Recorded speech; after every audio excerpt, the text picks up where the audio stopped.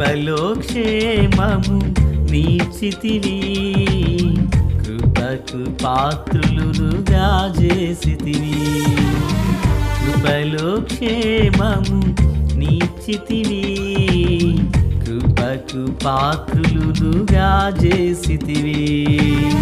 కృపను గూర్చి పాడెదనేను, కృపను గూర్చి పొగడెద నిన్ను.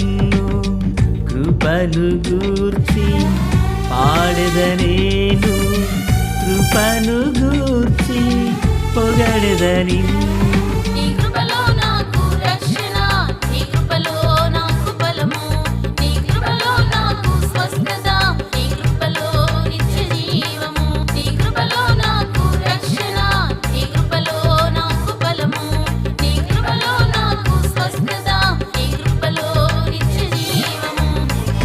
కృపలో క్షేమము నీచితివి, కృపకు పాత్రులుగా చేసితివి.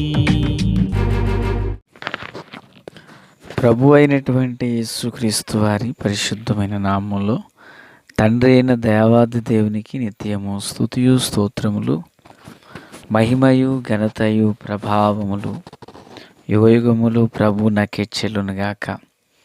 ఆత్మీయులారా, బాగున్నారు కదా?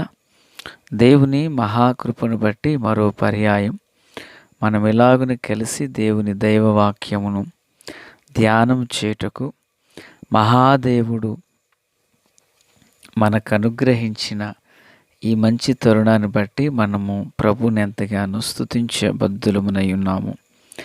దయగలిగిన ఆయన ఆత్మచేత సమభూమి గల దేశమున ప్రభువు మనలందరినీ నడిపించునుగాక. ఆమేన్. నేటి దినాన వాక్య ధ్యానం కొరకిన భాగం లేవియాకాండం 24వ అధ్యాయం 10 నుండి 23 వరకున్న వాక్యము. ప్రియులారా, ఒక వచనాన్ని నేను చదువుచున్నాను. శ్రద్ధగా ప్రభు మాటలను ఆలకించుదాము.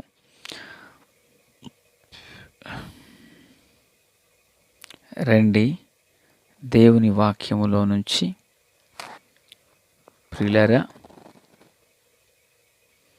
19వ వాక్యం. ఒకడు తన పొరుగువాని కళంకము కలుగజేసినడల వాడు చేసినట్లు వానికి చెయ్యవలెను. ప్రార్థన. తండ్రి దేవా స్తోత్రాలు. చదవబడిన వాక్యం మీది. వినుచున్న వారందరూ మీ వారు. మీ దాసుడనైన నన్ను సంపూర్ణముగా మరుగు చేసి దైవస్వరాన్ని వినిపింపచేయండి. రాకడ కొరకు, రాజ్యం కొరకు సిద్ధం చేయండి. సియోనులో నుండి మీ కృపాహస్తం మా అందరికీ తోడయుండును గాక. మేలు చేత నడిపించమని యేసయ్య మహోన్నతమైన నామంలోనికి ప్రార్థించిన మనవులన్నీ పొందియున్నామని నమ్ముచున్నాము మా పరమ తండ్రి. ఆమేన్. ఆత్మీయులారా, బాగున్నారా? ఈరోజు వాక్య ధ్యానంలో భాగము ఎక్కువ వచనాలను మనము తీసుకున్నాము. ప్లరా ఈ లేవియా కాండము ఈ 24 వచనంలో మహాదేవుడు ఒక చట్టాన్ని వారి ఎదుట ఉంచినట్లుగా మనము చూస్తున్నాము. ఏంటి ఈ చట్టము అంటే, ప్లరా ఇక్కడ ఒక ఇశ్రాయేలురాలున్నది. ఆమె ఒక ఐగుప్తిని వివాహం చేసుకుంది. వారిద్దరికీ ఒక కుమారుడు పుట్టాడు. ఆ ఇశ్రాయేలు దాని యొక్క కుమారుడు ఒక ఇశ్రాయేలీనితో పోరాటం అనేది, గొడవ అనేది జరిగింది. ఈ గొడవ సమయంలో అతడేం చేశాడంటే, జీవము కలిగిన దేవుని నామాన్ని అతడు దూషించడం జరిగింది. పిల్లలు అర్థం వచ్చినది కదా? ఒక ఇశ్రాయేలురాలు ఒక ఐగుప్తిని వివాహం చేసుకుంది. ఆమెకు ఐగుప్తినికి ఒక వ్యక్తి పుట్టాడు, ఒక అబ్బాయి. అతడు ఒక నిజ ఇశ్రాయేలీనితో ఒక ఇశ్రాయేలుతో పోరు పడ్డాడు, అనగా గొడవ పడ్డాడు. ఆ గొడవలో అతడేం చేశాడంటే జీవము కలిగిన దేవుని నామాన్ని అతడు దూషించాడు. 11వ వచనం చివరి మాటలు, యెహోవా నామమును దూషించి శపింపగా జనులు మోషే యొద్దకు వాణ్ణి తీసుకుని వచ్చిరి. వాని తల్లి పేరు షెలోమీతు. ఇప్పుడు మోషే దగ్గరికి తీసుకుని రాగా మోషే వారికి న్యాయాన్ని, తీర్పును జరిగిస్తున్నాడు. తెర జరిగిన విషయం ఏంటి అంటే 16వ వచనం, యెహోవా నామమును దూషించువాడు మరణశిక్ష నొందవలెను, సర్వ సమాజము రాళ్లతో కొట్టి వాణ్ణి చావగొట్టవలెను. పరదేశీయే గాని స్వదేశీయే గాని యెహోవా నామమును దూషించిన యెడల వానికి మరణశిక్ష విధింపవలెను.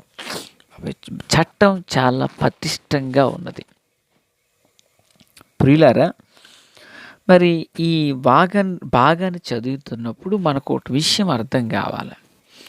ఒక వ్యక్తి దేవుని నామాన్ని దూషిస్తే ఆనాటి కాలంలో రాళ్లతో కొట్టి చంపాలి అని శాసనం ఉంటే, మరి ఈనాటి కాలంలో ఎంతోమంది సోషల్ మీడియాలో ప్రభువుని దూషించేవాళ్ళు, మేకులు పీకు కొనలేని వ్యక్తి అంటూ మాట్లాడిన వాళ్ళు, దైవజనులను హేళన చేసిన వాళ్ళు, పరిచర్యలో ఉన్న అద్భుతంగా వాడబడుచున్న సేవకులను హేళన పరుచుచున్న వాళ్ళు, దేవుని వేద గ్రంథాన్ని, పరిశుద్ధ గ్రంథాన్ని బూతు గ్రంథమని వర్ణిస్తున్న వాళ్ళు పుట్టగొడుగుల్లా పుట్టుకొస్తున్నారు.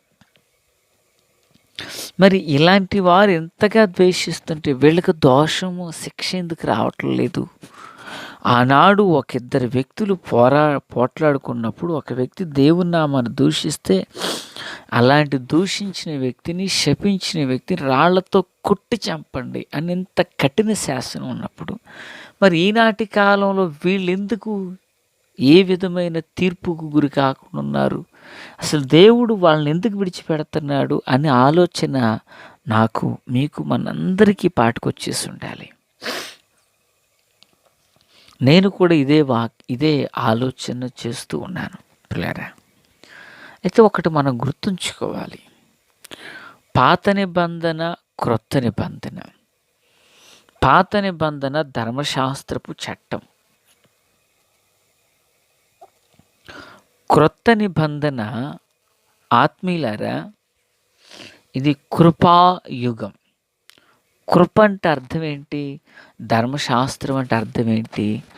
ధర్మశాస్త్రం అనగా ఇది నీవిలా చేసావా నీకు దీవెన, చేయకపోయావా నీకు శాపం అనుంది.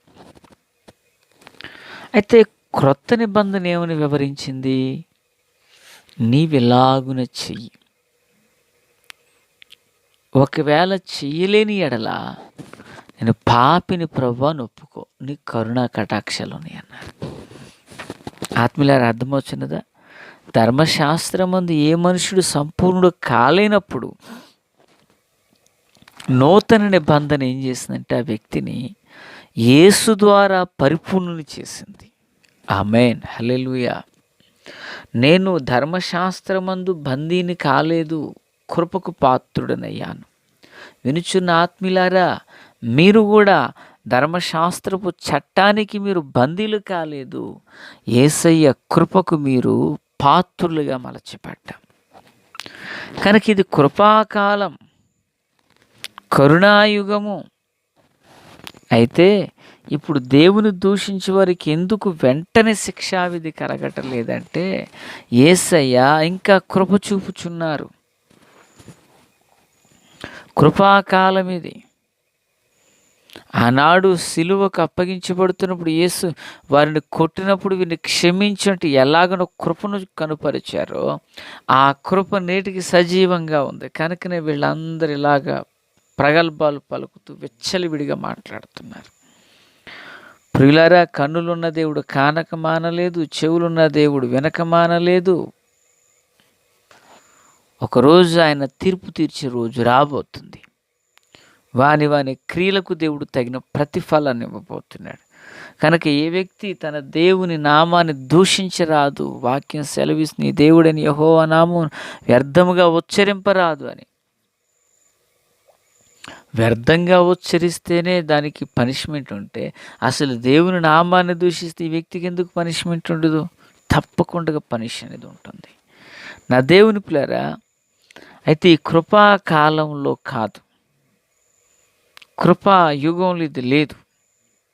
అలాని చంపేద్దామా, అలాని హేతువాదులు లేక ప్రభువుకు వ్యతిరేకంగా ఉన్నవారు మరి క్రైస్తవ్యం లేకుండా తుడిచిపెడదాం అనుకున్నప్పుడు దేవుడు ఏం చేస్తున్నట్టే వారి విషయమై ఇంకా ఓర్పును సహనాన్ని కలిగి ఉన్నారు. ఇంకా కొంతకాలం వారికి అవకాశం ఇద్దాం, వారు మారతారని. ప్రియులారా, ఇంకా కొంచెం అవకాశం ఇద్దాం, వారు ఇంకా మార్పు నొందుతారని ప్రభువు దీర్ఘశాంతం వహిస్తూ ఉన్నాడు. అయితే ఒకటి గుర్తుపెట్టుకోవాలి, దేవుని ఎరిగిన మనం ఎవరమైనా దీపం ఉండగానే ఇల్లు చక్క పెట్టుకోవాలి, ప్రాణం ఉండగానే ప్రభువుని నమ్ముకోవాలి. కలిగిన అవకాశాన్ని సద్వినియోగపరచుకుని రక్షించబడి నిత్య జీవానికి వారసులుగా మారాలి. ఆత్మీయులారా, దేవుని నామాన్ని వ్యర్థముగా ఉచ్చరింపకూడదు. అలాగ ఉచ్చరించు వానికి గొప్ప నష్టం జరుగుతున్నది. అట్టి కీడులో పడక దేవుని నామాన్ని ఘనపరిచి ప్రభు కృపను పొందుకొందుముగాక. ఆమేన్. తండ్రి దేవా స్తోత్రం. వాక్యమందరి హృదయాల్లో ఫలభరితం చేసి మేలుతో నింపి నడిపించి మహిమ పొందండి. యేసు నామమున ఆమేన్. Praise the lord.